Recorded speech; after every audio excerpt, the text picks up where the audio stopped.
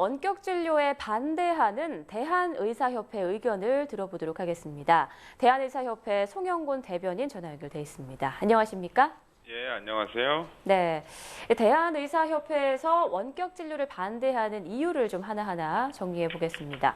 우선 직접 대면하지 않고 진단하는 원격 진료는 의료의 본질을 훼손한다는 것이 가장 큰 이유라고 볼 수 있겠죠. 네, 의사협회 입장에서 가장 크게 우려를 하고 있는 부분인데요. 네. 정부에서 나온 입법 예고안을 보면 고혈압이나 당뇨 이런 만성 질환을 중심으로 시작을 한다라고 돼 있고 장애인이나 노인들, 벼고지에 있는 분들 대상으로 한다고 돼 있는데 이게 만성 질환이라는 것에 대해서 이해를 조금 덜 하고 계신 것 같아요.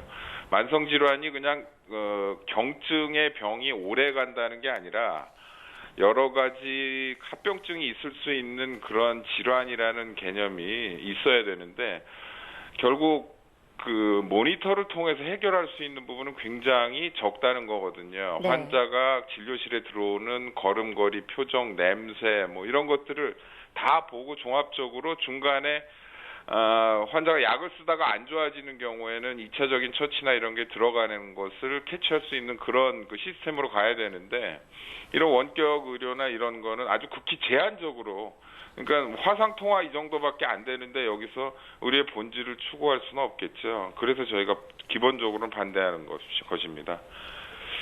네, 만성질환의 개념부터 좀 잘못됐다라는 말씀이신 것 같은데요. 네.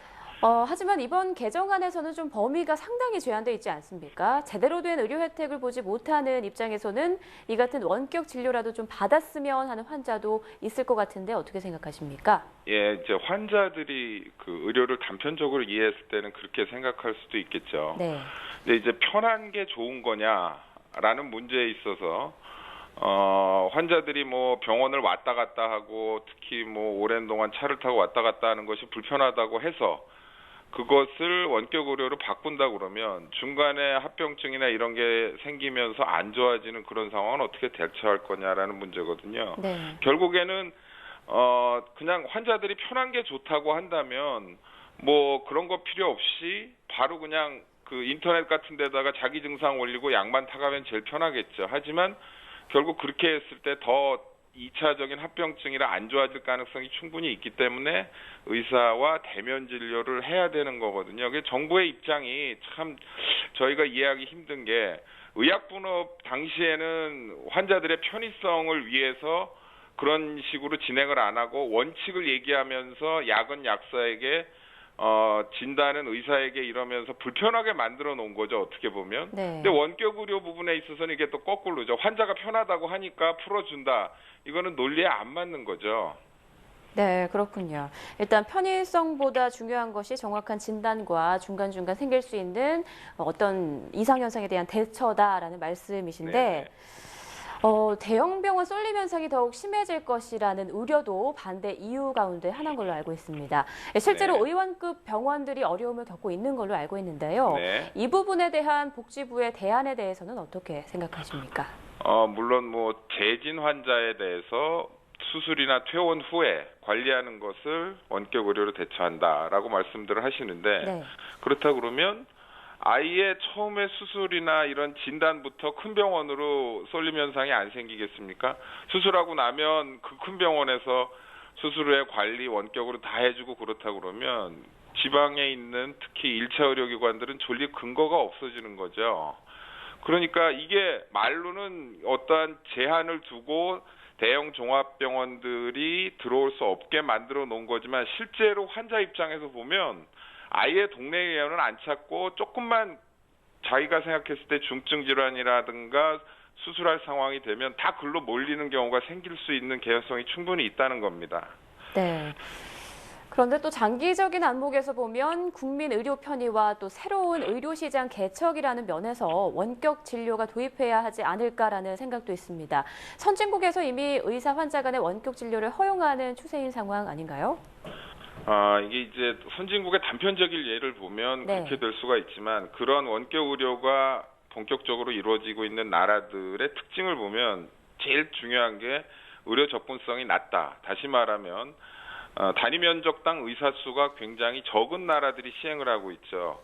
캐나다가 1 입방킬로미터당 0.01명, 노르웨이가 0.06명, 미국만 해도 0.08명인데 비해서 우리나라 같은 경우에는 0.75명으로 굉장히 높거든요. 네. 그러니까 이렇게 의사가 가까이 있는데 이런 원격 진료를 해야 할 필요가 있느냐는 점이거든요. 이런 나라들은 최선으로 하는 게 아니라 원격 진료가 차선으로 얘기가 되는 거죠.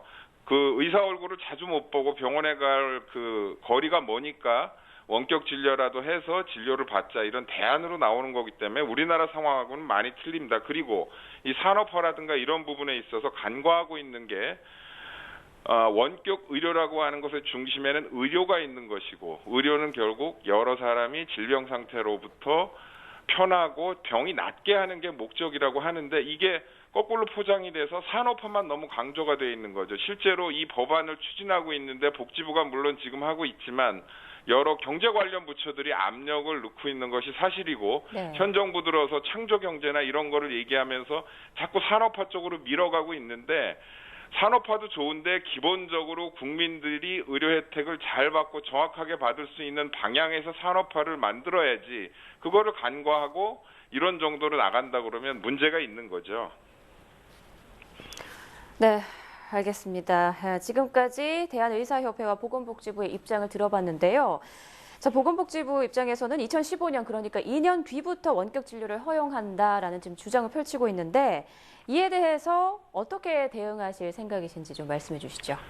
예, 일단 어떤 정책이든지 간에 그것을 실행하는 당사자의 목소리를 들어야 되는 게 기본인데 그런 부분이 많이 결여돼 있었고 그래서 지금 협회는 물론 이 원격 의료 부분뿐만 아니라 그 대한민국에 지금 시행되고 있는 의료보험 체계, 그다음에 의료 전달 체계 전반에 걸쳐서 불합리한 점이 많기 때문에 이번 기회로 내부적인 그 투쟁의 동력을 모아서 어쨌든지 이 법안부터 시작해서 전체적인 의료의 틀을 좀 바꾸기 위해서 강력히 투쟁하고 저항할 예정입니다.